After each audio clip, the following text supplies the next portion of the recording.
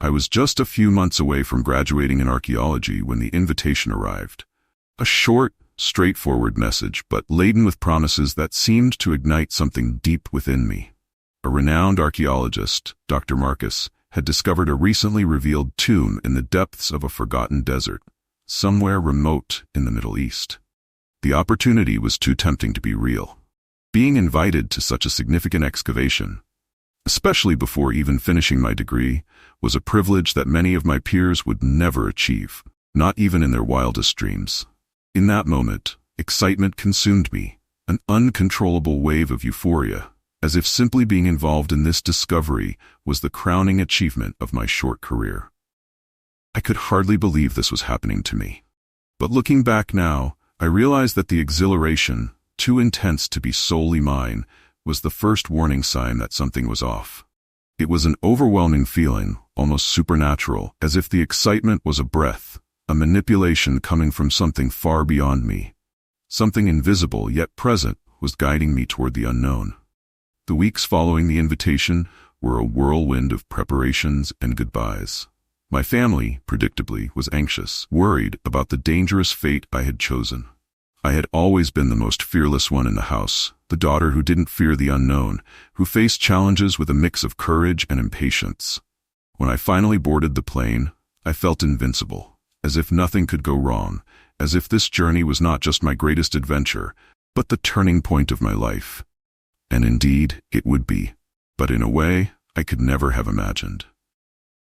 The team accompanying me was made up of giants in the field of archaeology, names I recognized from books and academic articles. They all shared the same feverish excitement I felt, which should have been comforting but instead kept me on edge. There was something in the air, a strange vibration that floated between us, an almost palpable anxiety, as if we were on the brink of discovering something we shouldn't. No one spoke about it openly, but we all felt it. The tension was silent but present, infiltrating conversations and exchanged glances as if the desert itself were watching us. And the desert. Oh, the desert. From the moment I saw it, I knew it held secrets we were not welcome to unearth. The silence of that vast sea of sand was not merely an absence of sound. It had weight, an oppressive presence that made the air vibrate around us, as if the dunes were whispering ancient stories, tales that no one should hear. When we finally caught sight of the excavation site, a jolt of doubt pierced my chest. The tomb was partially covered by dunes that, strangely enough, seemed to have formed recently. It was as if the desert were trying to hide that place, bury it again, keep it away from the curious eyes of humans. The carved stones of the entrance were worn by time, yet something in the inscription still radiated an ancestral glow, almost as if the archaeological site were alive, breathing beneath layers of sand and dust. Dr. Marcus led the team with an energy bordering on obsession. His eyes sparkled as he spoke of ancient legends, connecting the site to myths that mentioned the Djinn, smoky, fiery beings dwelling between the worlds of the living and the dead, capable of mimicking human forms, but with unpredictable intentions, sometimes benign, sometimes destructive. He spoke with a passion that occasionally transcended the academic tone, as if, for him, the legends were more real than the very artifacts we were seeking. His enthusiasm, however, did not mask the slight tremor in his voice whenever he mentioned these entities, as if, on some level, he knew he was meddling with something beyond comprehension. That mixture of fascination and unease that surrounded us accompanied me with every step. While my mind was focused on the archaeological wonders we were about to discover, something within me whispered to leave, to abandon the excavation before it was too late. But like a moth drawn to the flame, I pressed on. The desert seemed to close its invisible claws around us with each passing day, and the feeling that we were being watched, by something far older than any civilization, only intensified. If I had known what was to come, if only I had listened to that inner voice, I would never have accepted that invitation. Inside the tomb, the air was thick, heavy with a strange humidity that clashed with the scorching heat of the desert outside. The atmosphere was claustrophobic, and the walls, covered in indecipherable inscriptions, seemed to whisper ancient secrets at the mere touch of a glance. There was something there, something primordial, forgotten even by the gods who once ruled over that place. It was as if time itself had refused to enter, leaving that chamber suspended in a dimension apart on the fringes of our world. It was during one of those endless nights of work, under the flickering light of lanterns, that we found the ring. It lay at the bottom of a small side chamber, hidden among bones that seemed out of place, as if they had been brought from another time, another era. The ring was simple at first glance, but there was something unsettling about it. Made of a dark, unknown metal, its twisted inscriptions appeared to move when we stared at them for too long. It was almost hypnotic. I knew in some corner of my mind that I should pull away, but I couldn't. My hands reached for it as if drawn by an invisible force, and upon touching it, I felt a shiver run down my spine, awakening something deep and dormant within me. That night, the nightmare began. I saw myself wandering alone through the desert, wrapped in a living dense darkness that surrounded me on all sides. Something was following me, not a being, but a presence. It lurked in the shadows, whispering secrets I couldn't understand, but they chilled my blood. When I looked at my hands in the dream, the ring was there, perfectly fitted on my finger, pulsing with an energy that seemed to devour the very light around it. I woke with a start, my body drenched in sweat, my heart pounding in my chest. But the worst part came when I looked at my hand in reality. The ring, that damn ring, was there, gleaming in the faint dawn light. I knew I had left it in the chamber, knew I hadn't put it on. And yet, it had found me. The days that followed spiraled into madness. My team members, once focused and professional, began to change. Dr. Marcus in particular seemed consumed by a sick obsession. His eyes, which once sparkled with passion for discovery, were now hollow, empty, as if something had drained the life from him. He spoke endlessly about the ring, about its power. He said it was a key, a portal to another world. But every time he mentioned it, a cold shiver ran down my spine, because I knew somehow that world was not meant for humans. Then the deaths began. Daniel, our geologist, was the first. They found his mutilated body thrown across the dunes, as if he had been torn apart from the inside out by something that left no traces. There were no footprints around, no signs of a struggle. It was as if the desert itself had devoured him. The camp plunged into panic. We tried to cling to any rational explanation, maybe an animal attack, a hidden trap lost to time.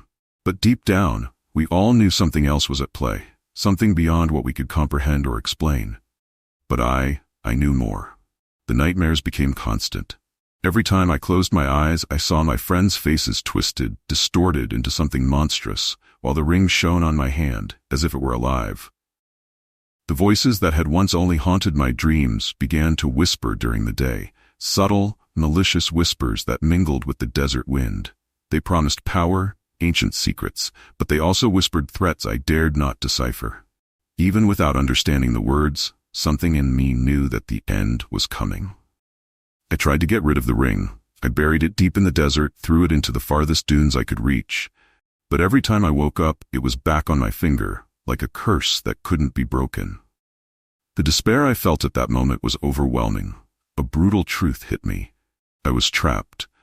Trapped by the ring, by that place, by whatever the desert was hiding. And then, more deaths. One by one, my colleagues fell, each in a more brutal and inexplicable way than the last. Terror consumed the camp, and me? I knew it was my fault. The ring was taking everything, and I couldn't escape. Each night brought new horrors, as if the desert itself was conspiring against us, becoming something alive, conscious.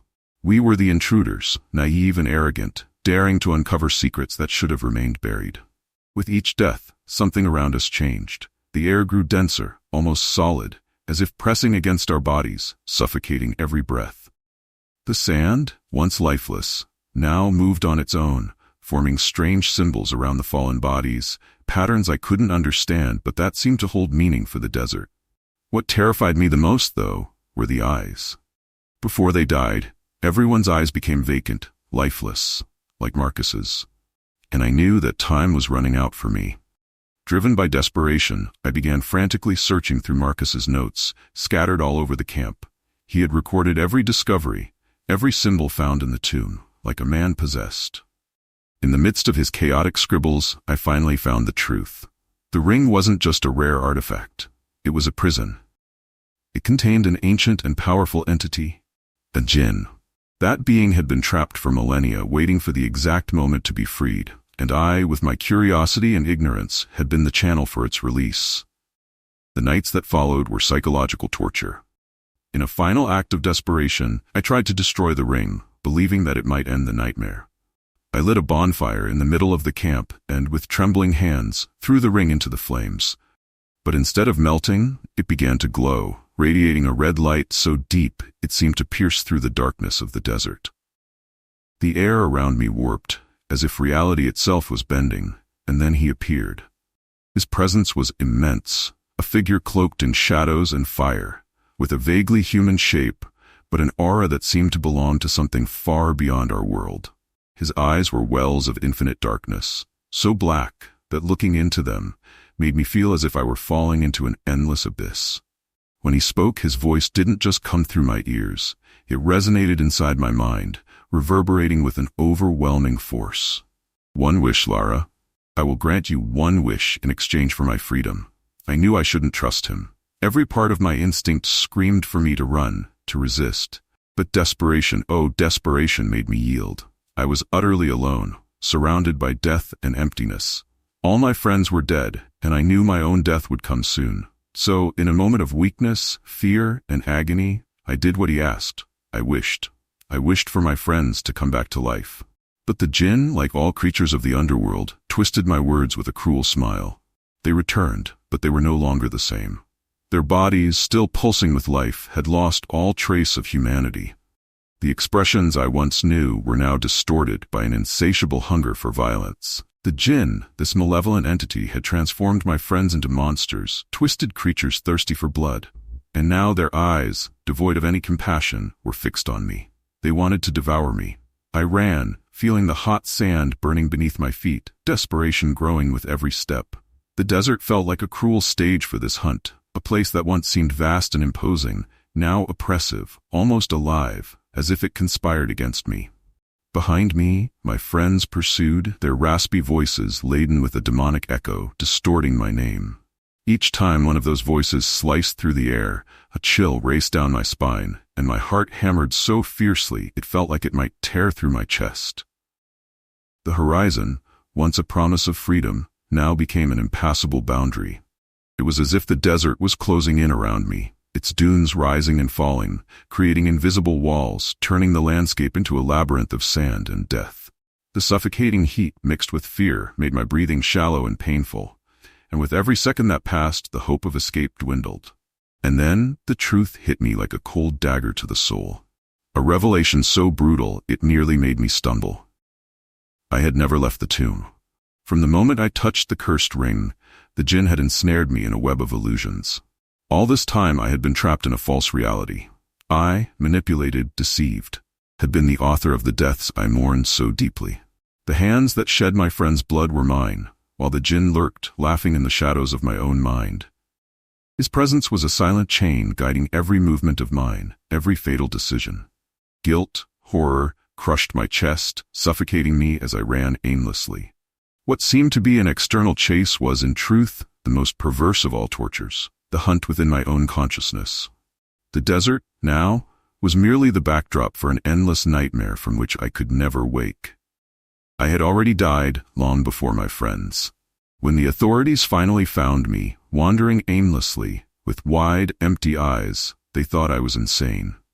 I was taken to a psychiatric hospital, where they said the heat and the desert had driven me mad, that I was hallucinating. They tried to convince me that the monsters were just products of my unbalanced mind, that all of it was merely a delusion. But I know the truth. In the cold, sterile cell of the hospital, surrounded by oppressive silence, he returned. The Djinn. His presence was unmistakable, a chilling cold that coursed through every fiber of my being. He whispered in my ear, with a voice so soft and seductive it made my blood run cold. "I am here, Lara. I will always be here." His whispers were a dark promise, an unbearable certainty that I never escaped, and worse, would never escape. I was his prisoner, and no matter where they took me, no matter how many doors they locked or how many medications they gave me, he would always be there. I had always been a man of logic. Facts, evidence, proof. This was my compass as a journalist. Unraveling mysteries, exposing charlatans, and cutting through the roots of any superstition had always been my specialty. At 38, I had seen and debunked enough to believe nothing would ever surprise me again. But when I was sent to that forgotten little town in the Middle East, something within me began to waver. There was a tension in the air I couldn't explain, a suffocating feeling that clung to my skin and made the heat of the desert seem like the least of my problems. I had witnessed things that would make many men recoil, but nothing like this. The town was a mirage in the middle of nowhere, surrounded by a desert that seemed to stretch on forever. Small stone houses, empty streets, and inhabitants with gazes that seemed to carry a dark secret. The heat was relentless. Each gust of wind brought sand, stinging my face like a warning, as if the desert itself were trying to expel me. But what bothered me most was the look in people's eyes. There was an unrest in them, a glint of disguised fear, as if they knew something I didn't. The mayor, an aging man of few words, greeted me with clear reluctance. His hands trembled slightly as he offered me a glass of water, but what truly struck me was the expression on his face, weary, resigned, like someone who had been carrying a burden for far too long. "There's nothing for you here," he said, his voice raspy, almost extinguished. "Those disappearances, it's just the desert. It takes what is its own." His gaze avoided mine as he spoke, and the tone of his voice, mixed with that vague statement, sent a chill up my spine. I maintained my mask of skepticism as always, but inside, an uncomfortable feeling began to stir. The entire town seemed tainted by a suffocating silence, as if even the air feared to break the secret that hung over the place. I knew there was a story there, one no one was willing to tell, and I was determined to uncover it. That night, I settled into the only inn in town. Small and decaying, the roof creaked with every breath of the desert wind, and the walls felt too thin to keep anything outside. But what consumed me was the feeling of being watched. There was something there, invisible yet present, a pressure that seemed to pulse with its own life, a shadow that coiled around my thoughts. The logic I had always prided myself on was unraveling. The air was thick, heavy, as if I were breathing through water, and the silence there was deafening. And then I heard the whispers. At first I thought it was my mind playing tricks on me, the weariness of heat and solitude. But they were there. Low, indistinct, sliding through the air like the hot desert wind. I sat up, my heart racing, straining to catch the sound. They didn't come from outside, but they weren't entirely internal either. They were all around, whispering secrets I couldn't understand, yet somehow I knew were ancient, dangerous. And with each passing minute, they grew clearer. The voices began quietly, so subtle that at first I believed they were merely the hissing wind of the desert, sliding through the gaps in the poorly sealed windows. But as the night wore on and the suffocating heat gave way to a dry cold, I realized there was something more. The sounds had a strange rhythm, almost a dark melody, cadenced like human murmurs. I got up, feeling the sticky sheets of sweat against my skin, and walked to the window.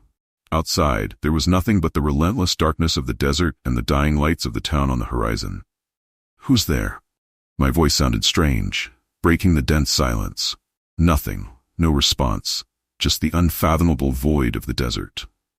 The next morning, I decided to follow the only lead I had left, the abandoned village a few hours away. Local legends spoke of a cursed place where a Djinn, an entity of fire and darkness, had been imprisoned centuries ago by its inhabitants in an ancient, dangerous ritual. Of course, my rational journalist instinct held me back from believing it. But something about this story seemed to resonate with the recent disappearances, and I couldn't ignore the discomfort that had settled within me. As I approached the village, the sensation of being watched intensified. The wind whistled more forcefully, the sand scraped by with an almost irritating murmur, and the scorching heat gave way to a strange chill, as if the desert itself were lurking, waiting for the right moment to swallow everything around it. The ruins began to emerge on the horizon, ghostly shadows of a forgotten past. The crumbling walls and fallen structures seemed like mute witnesses to a hidden horror, and as I walked among the debris, an increasing oppression weighed on my shoulders. And then I saw it, the cave. half buried beneath the sand that time tried to bury. It stood out only by the strange inscriptions that surrounded it. As I approached, the air became denser and colder. An inexplicable dampness carried with it the bittersweet scent of mildew and rot. I descended through a narrow passage, my hands brushing against the rough rock, and the silence inside was almost suffocating. At the end, a chamber awaited. In the center, a script seemed to be waiting for me, like an ancient and malevolent secret. The cave walls were covered with symbols I did not recognize, yet instinctively provoked a sense of revulsion within me. Something there was intrinsically wrong. And that parchment. It should never have been found. It was at that moment that a whisper sliced through the air, strong and insistent, almost like a muffled scream. I turned with my heart racing, but there was nothing. Just the empty cave, shrouded in darkness. However, the voices grew clearer, closer, now echoing from every corner, as if the very walls wanted to warn me to leave. But something within me, an insane curiosity, kept me from fleeing. I walked toward the script, each step heavier than the last, and without thinking, I touched it. The moment my fingers brushed against that ancient object, a jolt of electricity coursed through my body, not warm, but cold, as if something icy and ancient had been awakened. Deep down in my soul, I knew I had made a terrible mistake. I had broken the seal, and there was no turning back. In the days that followed, everything began to crumble. The nightmares were the first to haunt me, invading my sleep like slow poisons. Every night I dreamt of the cave, but it was no longer the empty, abandoned place I had visited. It was alive, pulsating with a malignant energy, as if the very rocks vibrated in sync with something ancient and wicked. And at the center of it all was him, the Djinn. His dark figure loomed over me, shrouded in a haze of dense shadows, and his eyes, two glowing embers, burned with an ancestral fury. Every night, he drew closer. I woke up drenched in cold sweat, my heart pounding like a runaway drum, feeling the overwhelming pressure of his presence, even in the stillness of dawn. The fear was visceral, and the sensation that clung to my mind was inevitable. The Djinn was following me.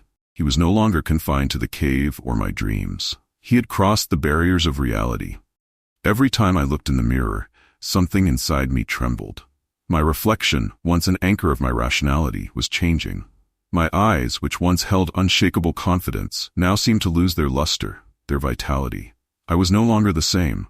Something was crawling within me, a subtle but relentless shadow, a poison, a deep evil that was slowly consuming who I used to be.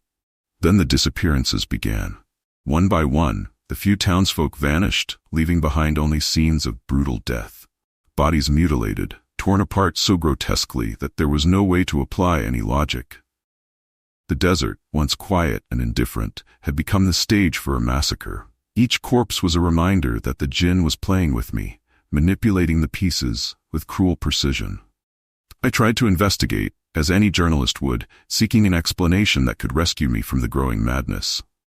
But every lead, every loose thread, brought me back to the same impossible conclusion. I was to blame. The Djinn was inside me, using me as a puppet. The truth spread in my mind like an incessant echo, and it terrified me. I fought against this idea with all my strength, trying to suffocate the fear with logic, rationality, with anything that would anchor me in the world I knew. But the evidence was there, undeniable. I was losing control of my own mind.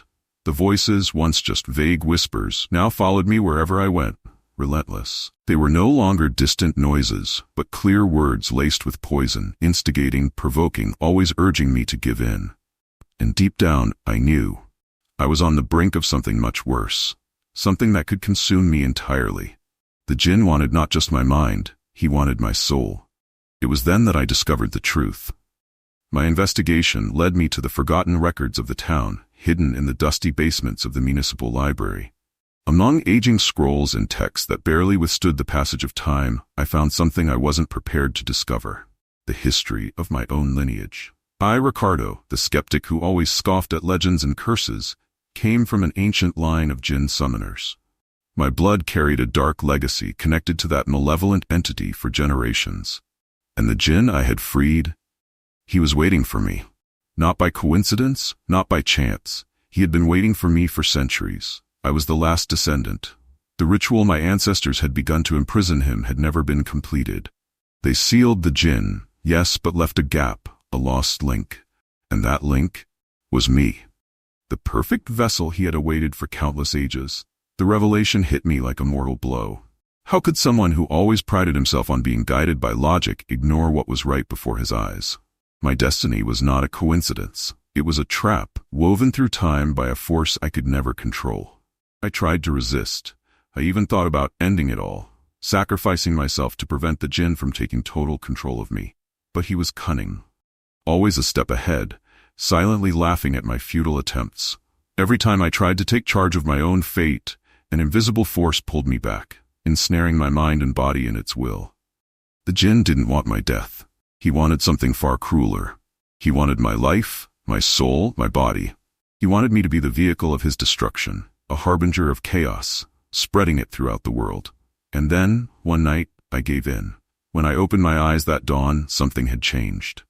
I woke up, but I was no longer Ricardo, the 38-year-old journalist, the man who trusted only what could be proven. I was the Djinn. The scorching heat burned in my veins, a living fire consuming me from the inside out. The power, once whispering and distant, now flowed freely through my pores, along with an insatiable hunger for destruction. Every part of my humanity was swallowed by the abyss as I looked at my hands that were once mine but were now stained by the darkness I had unleashed. I was trapped. Not only by the Djinn but by that desert, that cursed town. Every grain of sand, every breath of wind reminded me of the eternal prison that surrounded me. I knew there was no escape, not for me. Now I was the bearer of darkness, condemned to walk the earth, spreading the chaos I had tried to avoid for generations. Traveling alone had always been my refuge, an escape from the monotony that consumed me. The world was vast, filled with mysteries and stories I was determined to live. But upon arriving in that isolated village in Morocco, a strange weight fell upon my shoulders. Something in the air felt too thick, suffocating. It was as if the invisible walls of that place were pushing me away, as if the entire village whispered, "Leave." I should have listened. The village, surrounded by golden dunes, seemed forgotten by time. The streets were narrow labyrinths, the clay houses coated in dust, and the few residents avoided my gaze. Their expressions were closed off, marked by fear and discomfort. No one greeted me with a simple smile or word. Instead, the furtive glances and muffled whispers I heard carried a silent warning, as if I were an intruder in forbidden territory. An old woman, sitting in the shadow of an almost imperceptible door, was the only one to break the silence. Her deep, dark eyes seemed to carry the weight of centuries, and her wrinkled skin told a story of suffering. "You shouldn't be here," she murmured, her voice brittle and hoarse. Before I could respond, she averted her gaze and whispered something I could barely hear. Something about the voice in the wind. The night in the village brought an unsettling, disturbing silence. The old woman's warning echoed in my mind, but I tried to push the discomfort away. The small inn where I stayed was as old as the village itself, with its worn furniture and trembling windows, as if they could barely contain the ancient secrets of that place. The air was heavy, laden with abandonment and something more. Something I couldn't name. Then came the sandstorm. The wind howled outside, shaking the windows with such force that I feared they would shatter. But there was something in the sound. Something more than the mere howling of the wind. It was a voice, faint, almost imperceptible, blending with the gusts like a whisper carried by the desert. "Camila." My heart raced, and my eyes shot open. There was no one in the room, but I knew what I had heard. Someone or something was calling me. A chill of terror crept up my spine, tightening around my chest with invisible claws. Something was terribly wrong, and I was trapped. The sandstorm outside formed an insurmountable wall, as if the desert itself was closing in on me, and I knew, deep down, that this was only the beginning. When morning came, the village seemed different, more empty in a disturbing way. The few people I had seen the day before had vanished. The streets, once merely silent, now felt dead. The wind that had roared violently through the night was now absent, as if the very air had been drained of life. Everything seemed distorted, like an aged painting where the colors had faded, leaving only shadows. There was something in the corners, in the walls, something that eluded direct sight, but that I still felt. The shadows seemed to move when I wasn't looking. I tried to speak with one of the few remaining inhabitants, an elderly man with a look heavy with fear. He simply shook his head, repeating the same words that had echoed since my arrival. "You shouldn't be here. The voice in the wind has already heard you." And then, that afternoon, everything collapsed. I was in my room at the inn, trying to ignore the growing dread that seemed to envelop the place like a thick fog when I saw her. The figure. It was an indistinct shadow, standing in the darkest corner of the room, watching me. My body froze, every muscle locked by terror as the air around me grew heavy, dense, almost suffocating. It felt like 1,000 eyes were fixed on me, waiting. And then, in the blink of an eye, she disappeared. My heart hammered in my chest, my mind struggling to process what I had seen. The old woman, the whispers, the figure. Everything seemed connected to that damned voice in the wind. And I knew, with a chilling certainty, that I was being hunted. When night fell, the storm returned with fury. The village disappeared amid the sand and darkness, and the wind howled maddeningly, filling the air with that familiar sound. This time, the voice was clearer, louder. Camila. It was no longer a dream. The voice in the wind was real, and it was coming to get me. I didn't know where to go. The storm lashed out with relentless fury, the sandstorms turning the world outside into a murky hell. To stay or to flee, both options felt like a path to destruction. And then amidst the chaos he appeared, a man I hadn't seen before, a stranger, or so he seemed. Tall, with eyes as deep and black as the desert itself at night, he approached me like someone who knows secrets I could never understand. There was something disturbingly calm about his demeanor, a serenity that contrasted with the violence surrounding us. "I'm Omar," he said, his voice cutting through the roar of the wind. His eyes, cold as the darkness, gazed at me with a disconcerting familiarity. "You need to hear the truth." My skin prickled. He knew my name. How did he know my name? "Get to the point," I demanded, but my voice came out shaky, betraying the growing fear bubbling inside me. "You are at the center of something very old, Camila," he continued, ignoring my unease. "The voice in the wind. It's not a legend. It's real, and you were drawn here by it." The shock hit me like a blow, a sudden pain piercing through my chest. Wasn't I here by chance? All my travels, the destination I chose, none of it was my choice? The storm raged around us, but what terrified me more was the growing silence within me.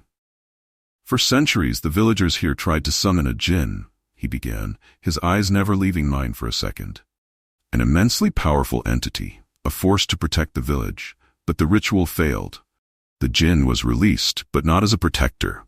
It became a curse. Those who tried to control it were destroyed, but the Djinn remains, trapped here between the wind and the sand, waiting." The air around us seemed to freeze, despite the scorching heat of the desert. "And you are the key," Omar said, his voice chilling. "A descendant of those who summoned it. The voice in the wind called you to finish what was started." I felt my stomach churn, and a wave of despair washed over me. There was nowhere to run. I was trapped in this nightmare, and Omar was not my savior, he was my executioner. "I'm the sacrifice, aren't I?" My question came out almost as a whisper, my body trembling with the terrible realization. And he didn't need to answer. The dark smile that formed on his lips was enough. "Your blood will free the Djinn forever," he said with a cutting calm, "and I will be rewarded for my loyalty."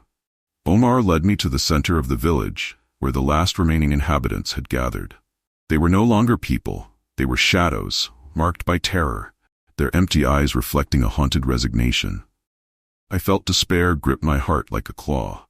The ritual would begin there, in the dusty square, under a starless sky, shrouded by black clouds as if the very universe wanted to hide the horror about to unfold. I was bound to a large stone, my wrists burning under the rough ropes.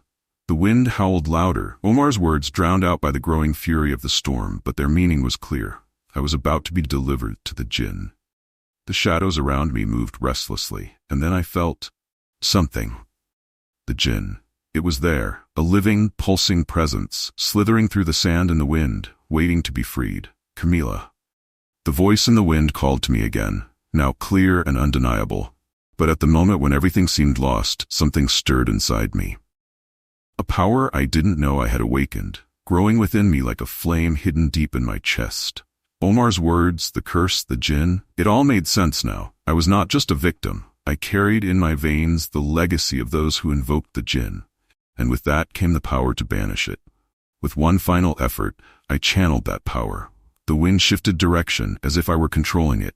The stars, obscured by clouds, began to emerge, and the sound of the Djinn's screams echoed through the night, mingling with the wails of the villagers.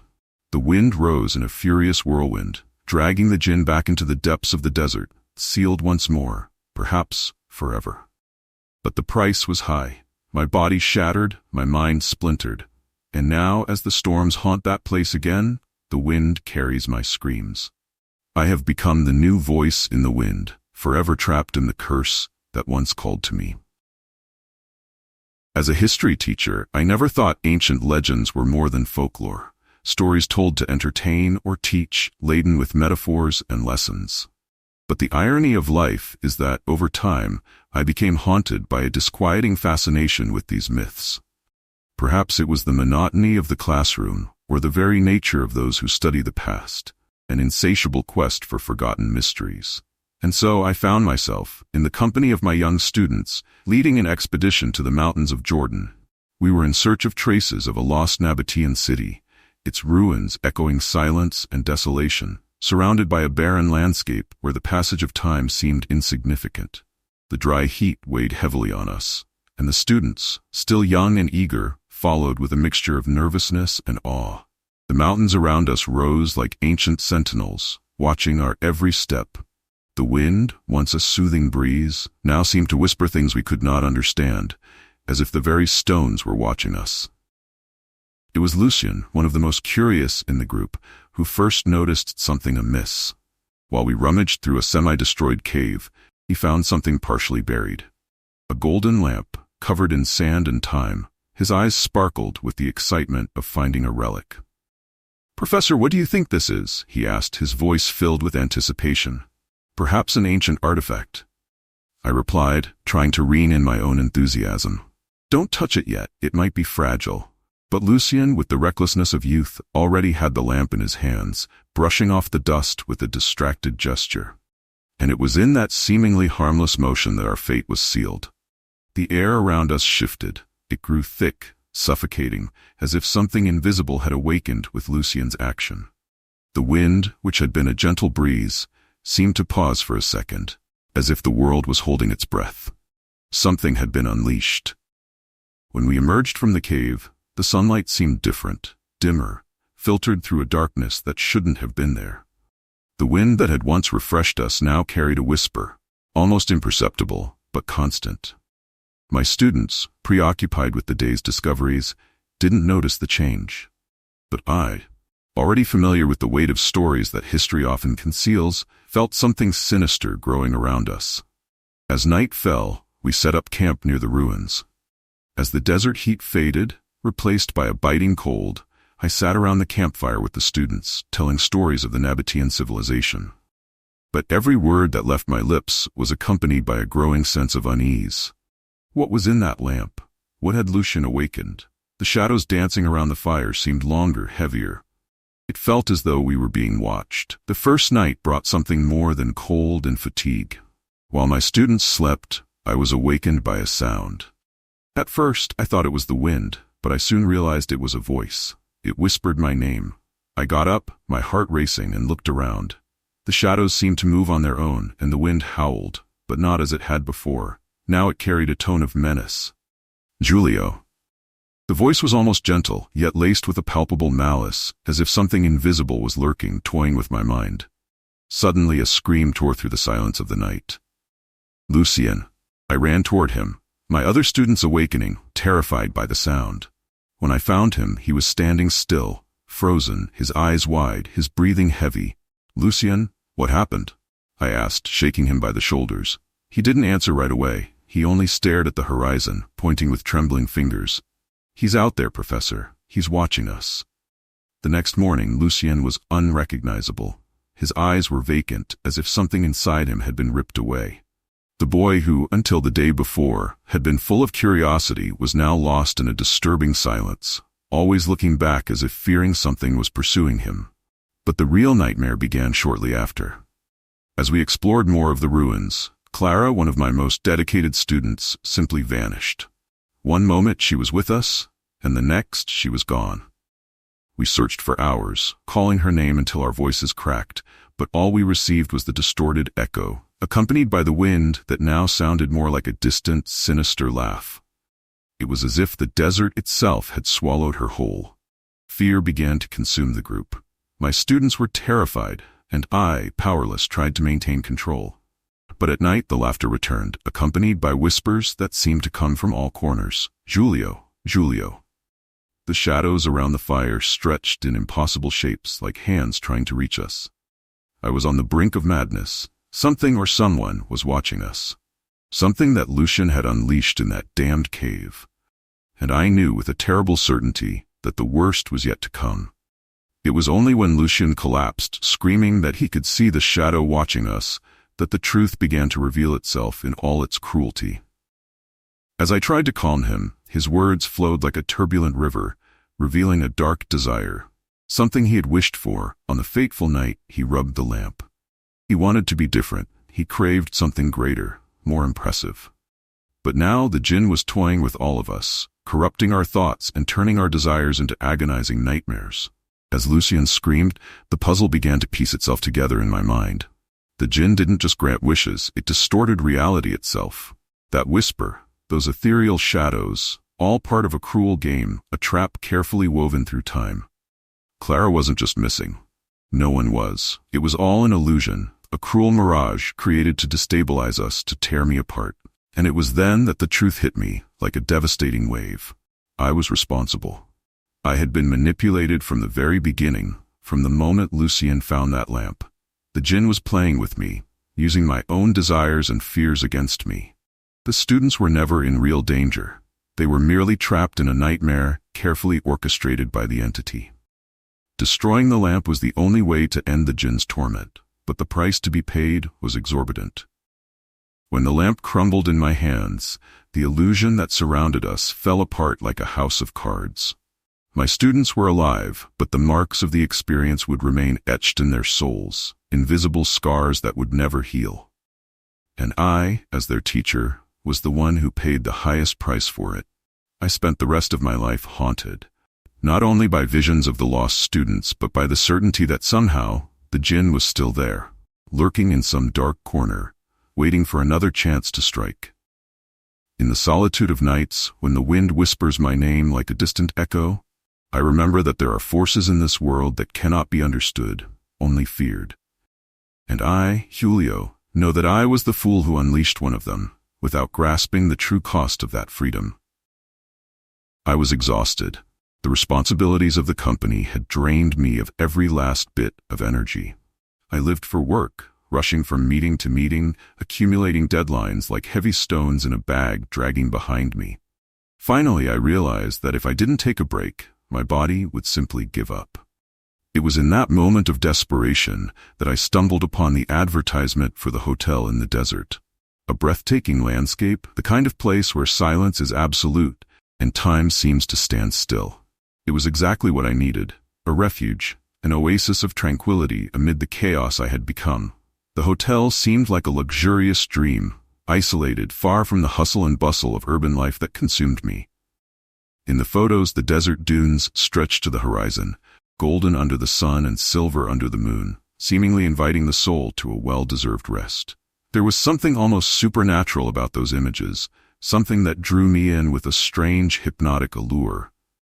Without hesitation, I booked an entire week. It would be my escape, my salvation. The journey there was long and exhausting.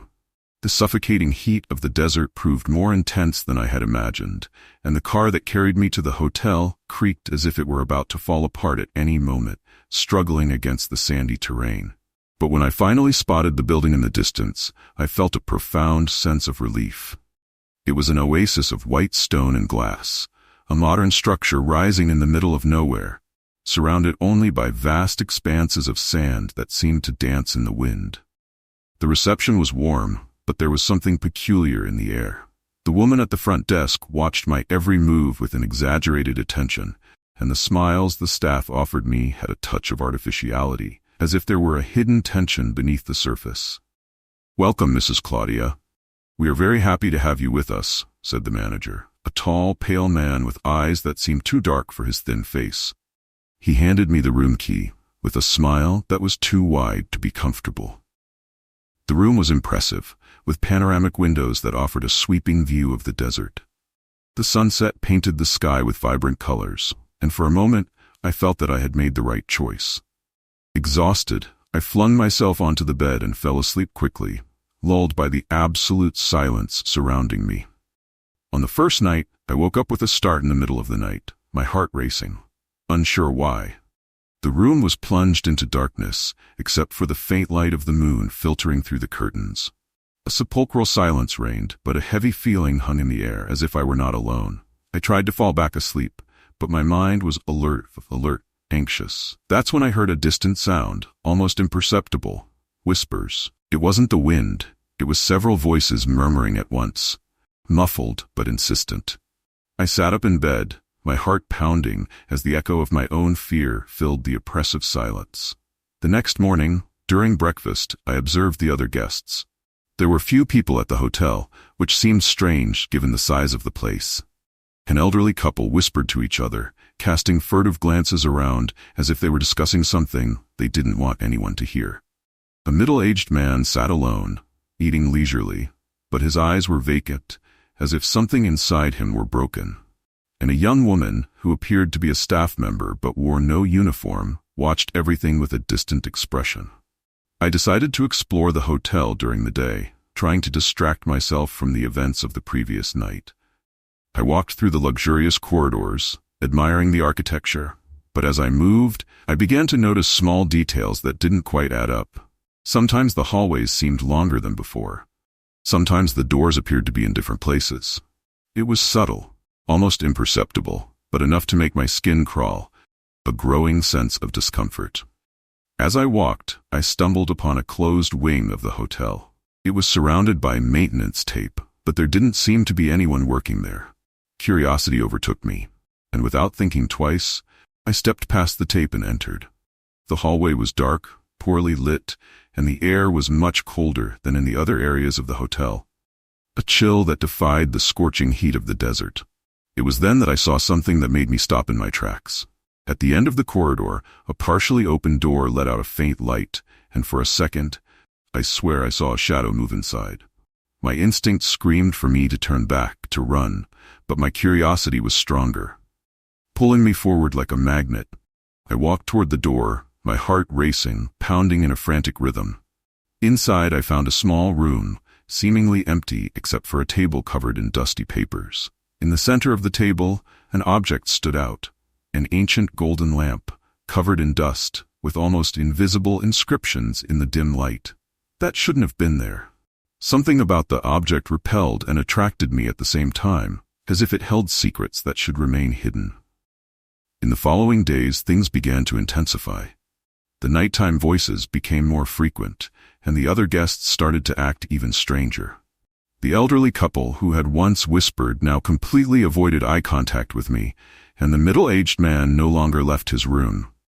When I asked the front desk about him, the clerk looked at me with a vacant expression and murmured something about personal problems.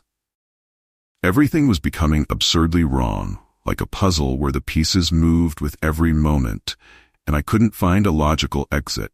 I decided to confront the manager. I walked into his office, and to my surprise, he was sitting in front of that same golden lamp I had seen in the closed wing. He was staring at it intently, as if in a trance, lost in his own thoughts. "What's happening here?" I asked, my voice coming out louder than I intended. He slowly raised his eyes, wearing a disturbing smile, a mask of calm amid the chaos. "It's all right, Mrs. Claudia. The hotel is very old. It's filled with stories that whisper through the walls." I stepped closer, feeling a chill run down my spine.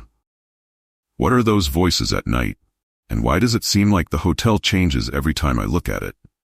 The manager leaned forward, his eyes locked onto mine, as if he could see beyond the surface. This place was built on ancient ruins, but not ordinary ruins. They belonged to a time when men made pacts with forces that should not be awakened. He touched the lamp gently, reverently. This lamp, for example, is a reminder of that past, a reminder that everything has a price and some stories should never be told. It was that night that everything crumbled. I was in my room, struggling against the notion that all of this was just a nightmare, a product of my isolation and the exhaustion consuming me, when I heard a different sound. A heavy dragging, a mournful wail coming from the hallway. My heart nearly stopped. Something was moving out there. Gripping the doorknob, I slowly opened the door, my breath caught in my throat. Before me stood a figure, or what seemed to be one. It crawled across the floor, its pale, glistening skin shimmering under the flickering light of the corridor lamps. The face was a grotesque sight, disfigured, with features that were once human, now transformed into a vivid nightmare. A biting cold settled into my bones as the creature slowly turned to face me, its empty eyes burning with a primitive hatred that seemed to cut through the air. In a panic, I ran, my body filled with terror. The figure pursued me, and the doors around me became distorted, each corridor stretching indefinitely, as if the hotel itself was reveling in my despair. The voices, those insidious voices, grew louder now. I recognized a terrible echo within them. They were pleas, as if each whisper were the muffled cry of a lost soul, resonating through the walls of those ruins. Finally, after a frantic dash, I reached the reception. But what I found there was a disconcerting revelation. The manager was there, as always, impassive and cold. The golden lamp glimmered on the table behind him, casting unsettling shadows. When I tried to speak, the words vanished from my throat, choked by the rising sense of despair. It was then that the truth began to unfold in my mind. The lamp? The pact. Everything was part of the same macabre cycle. "You don't understand, do you?" the manager said, his voice calm like a cold breeze, as if explaining the color of the sky. "You didn't come here to rest, Claudia. You arrived because you were already dead. This hotel is a purgatory, a trap for those who make bad deals with fate."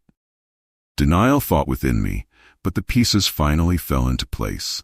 I wasn't fleeing the hotel, I was part of it, a presence doomed to wander through those sands forever. And now I'm trapped here, condemned to relive the arrival, the search, the fear, endlessly. Always hearing those voices in the sand, always feeling the presence of the Djinn that hunts us. Here, among the ruins, everything repeats, like an echo of despair. An unending cycle that ensnares me, where each whisper reminds me of what I've lost and what I can never escape.